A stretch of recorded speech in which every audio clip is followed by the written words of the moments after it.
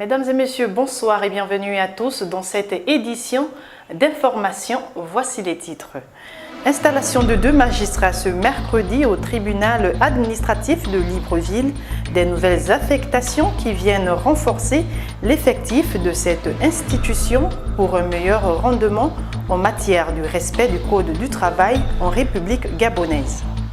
Au sommaire également cette visite d'adieu de l'ambassadeur de la République de Guinée équatoriale au Gabon au ministère des Affaires étrangères ce matin au cours d'une audience, le compte-rendu de ces moments d'adieu dans un instant. Et puis le report des locales 2013 au 21 décembre prochain, une décision désormais officielle qui ne met pas seulement la classe politique en ébullition, mais aussi les populations gabonaises. Les réactions de ces derniers dans ce journal. Mais tout d'abord, ce constat sur les coupes des jupes de plusieurs jeunes collégiennes et lycéennes de Libreville qui deviennent de plus en plus courtes, une mode dans laquelle ces dernières se sont lancées depuis quelque temps déjà, un comportement plutôt inhabituel qui tend à la dépravation des cultures vestimentaires gabonaises d'autrefois. Reportage de Sabrina Mpolo et Fren Dongo.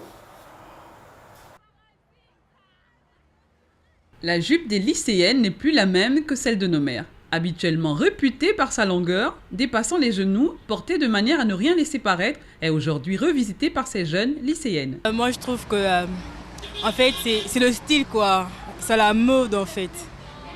Et puis ces filles qui font ça, vaut mieux directement couper la jupe quoi. Je suis pas d'accord sur ça. Je sais pas si le suivi soumis du nouveau style quoi, c'est pas trop. Ceux qui font, moi je me dis que c'est du bantisme et moi je suis responsable quoi. Portée sur le ventre, laissant paraître quasiment les jambes à la vue de tous, la jupe du lycée perd de plus en plus son identité. Celle qui jadis définissait bien le statut respectueux de ces jeunes apprenantes. Bon, moi je dirais aux filles d'arrêter parce qu'en fait c'est une jupe du lycée en fait. On n'est pas là pour montrer les cuisses aux professeurs, bien à n'importe qui en fait. Donc vaut mieux bien s'habiller et être propre, voilà, responsable et être propre. L'influence des comportements occidentaux et des séries novellas sur la jeunesse gabonaise pousse à la dépravation des mœurs sur toutes ses formes.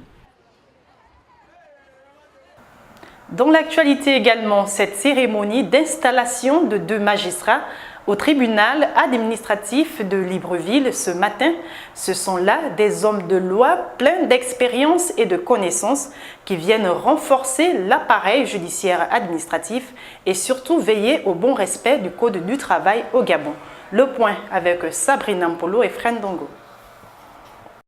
C'est dans leur fonction de juge que M. Edzo Gérard et Mme Boupinga Ghislaine, en qualité de greffier en chef adjoint, ont été affectés au sein du tribunal administratif de Libreville. D'un moment à l'autre, d'être installé dans vos nouvelles fonctions, je voudrais vous adresser d'ores et déjà mes plus vives félicitations. Comme l'indiquait clairement la lecture de votre curriculum vitae, vous avez surtout une expérience de juge judiciaire.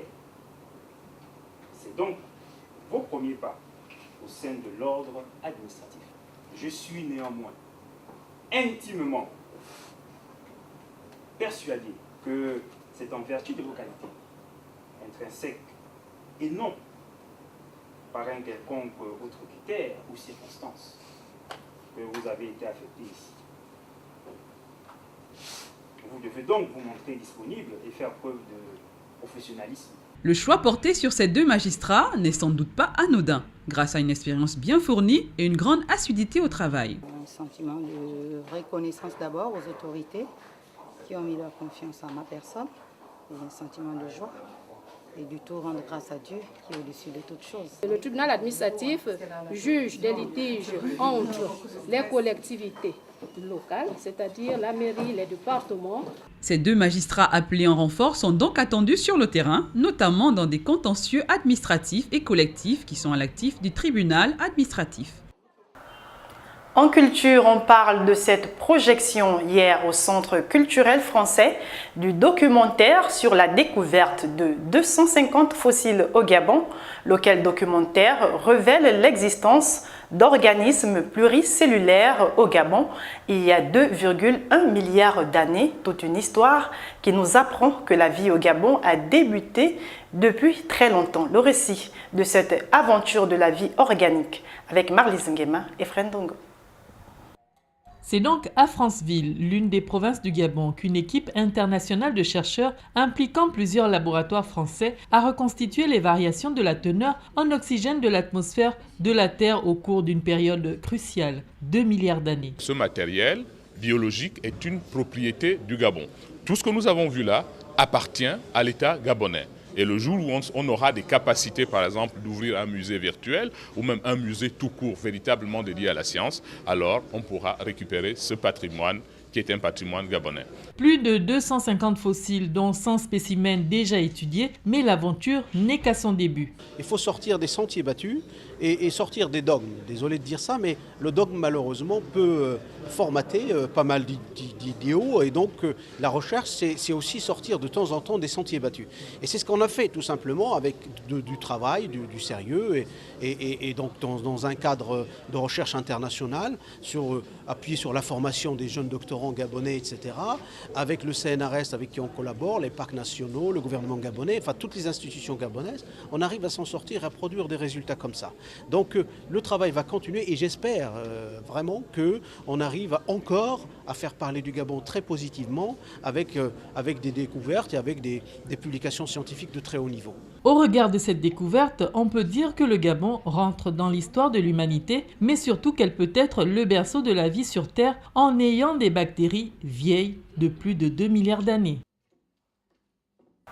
Dans la suite de l'actualité, on parle politique avec ces adieux de l'ambassadeur extraordinaire et plénipotentiaire de la République de Guinée équatoriale au ministre des Affaires étrangères. Une visite d'adieu au cours de laquelle Juan Dongema est venu exprimer sa gratitude au ministre Emmanuel Issozé Ngondé après toutes ces années de travail au Gabon. Le compte rendu de Kenyongori et Justin Bitégué. Monsieur le ministre, ça va? Ça va très bien? Très bien, merci. L'essentiel de l'entretien aura duré une trentaine de minutes entre Emmanuel Issozé Ngondé, ministre des Affaires étrangères du Gabon, et son Excellence Juan Dongema, ambassadeur extraordinaire et plénipotentiaire de la République de Guinée équatoriale. C'était la dernière pour l'Équato-Guinéen. Monsieur le ministre des Affaires étrangères vient de me recevoir. Mon objectif de la visite, c'était pour dire les adieux, parce que je suis arrivé au terme de ma mission ici en terre gabonaise. Après un bilan jugé positif et quelques beaux souvenirs passés au Gabon, il est rappelé dans son pays d'origine pour servir une nouvelle fois sa nation. Le bilan, c'est très positif parce que en très peu de temps, je peux vous dire que les relations sont qualifiées d'excellence, de fraternité et d'amitié. Le plus beau souvenir, c'est vraiment, je peux dire, tous les Gabonaises, ils m'ont très bien accueilli.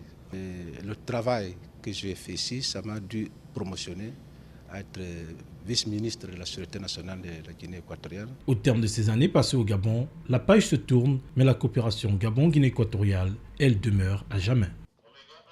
Et on s'intéresse maintenant aux élections locales de cette année. À propos, Jean-François Ndongo était face aux journalistes mardi dernier afin d'étayer la presse sur les dispositions prévues par la loi en cas de décès d'un maire, celui par exemple de la ville de Ndendé, et sur la probabilité de l'existence d'un 7e arrondissement dans la commune de Libreville. Propos recueillis par Kenyongori et Frendongo.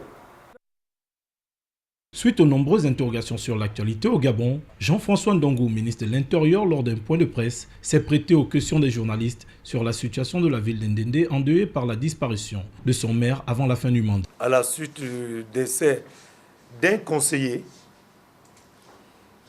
lorsque la Cour est saisie, la Cour rend une décision pour que ce conseiller soit remplacé par le conseiller suivant. Donc, la situation du maire de Ndendé, le bureau du conseil de la commune de Ndendé, s'est trouvé dans une situation d'exception. Il y a le décès de notre compatriote. Il ne peut pas être procédé à l'heure actuelle dans les dispositions de la loi, dans les dispositions normales, de son remplacement par élection. Donc, le maire adjoint va continuer à expédier les affaires courantes de cette commune. Dans le même élan, il a répondu sur la rumeur qui court de la mise en place d'un 7e arrondissement pour favoriser le parti au pouvoir dans la commune de Libreville. Par la procédure législative. Donc c'est une loi. Nous n'avons pas créé le 7e arrondissement. Au regard de ces réponses, la presse, l'opinion nationale et internationale vient d'avoir la juste information sur toutes les rumeurs qui planaient sur les questions d'actualité dans notre pays. Et pour finir, toujours cette question des locales 2013, en effet, prévu se tenir le 23 novembre prochain sur l'étendue du territoire national, ces élections ont été simplement reportées sans surprise au lendemain des aveux de Jean-François Ndongou au sujet du retard enregistré par rapport à la loi, le tout conforté par le communiqué de la Cour constitutionnelle qui a été saisi par le chef du gouvernement officialisant ce report au 21 décembre prochain. La réaction des Gabonais au micro de Douglas Tonton. Efren Dongo. Si le ministère de l'Intérieur et avec la CENAP ont trouvé utile de reporter les élections parce qu'ils ont senti que tout le mécanisme n'était pas encore prêt pour éviter de crier demain à la fraude, je pense que c'est pas mauvais. Il faudrait déjà comprendre que les élections biométriques, c'est pour une première au Gabon. Donc c'est une élection, on va dire, expérimentale. Si le report arrive, c'est que probablement toutes les différentes parties ne sont pas encore prêtes. Et je crois qu'il faut leur accorder effectivement un temps de véritable préparation pour que peut-être qu'après il y ait moins de contestation, je pense. Sur les doublons, et voire je crois les triplons, que l'on soit une multinationale ou je ne sais pas, il y a un adage qui dit que la technique a souvent des caprices. Le vrai problème, c'est que la perfection n'est pas de ce monde. Il y a toujours des problèmes qui surgissent à la dernière minute qu'il faut régler. Si vous ne réglez pas ces problèmes, on va répartir dans les mêmes problèmes, les mêmes choses que vous connaissez. Les gens vont se plaindre qu'il y a eu fraude, ceci, on a transporté les électeurs par là-bas, le fichier n'a pas été fait dans la logique des choses. Les politiques vont toujours se mêler là, dans ce côté. Moi, je pense que c'est une bonne affaire. Moi, je trouve que c'est bien. Pourquoi une semaine ou un mois, ça va causer des problèmes? Non, c'est la politique, les gens doivent s'asseoir. On a besoin d'une élection qui soit digne et transparente et que tous les Gabonais acceptent le résultat qui vont sortir des urnes. C'était le journal de la rédaction. Merci à vous qui l'avez regardé. Restez tout de même en compagnie de l'actualité sur les www.gabonnews.com. Au revoir.